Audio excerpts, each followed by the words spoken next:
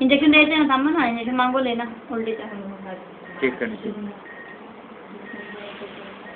परत BP temperature. मग म्हणते कन्सल्टिंग स्पेशलमध्ये कोणी सिस्टर नाही, ते नाही पाहिजे. कोणी सिस्टर नाही तिकडे एक पण पेशंट नाही. सिस्टर कोण असेल ना खाली एक जण, येऊ पण शकत नाही काय खाली म्हणजे कुठं खाली स्पेशलमध्ये नाही कोणी पण. सिस्टर कुठे मला काय माहिती. ते उपडी पण बघायचं, कोणी सांगितलं इकडे असं रूलच नाही.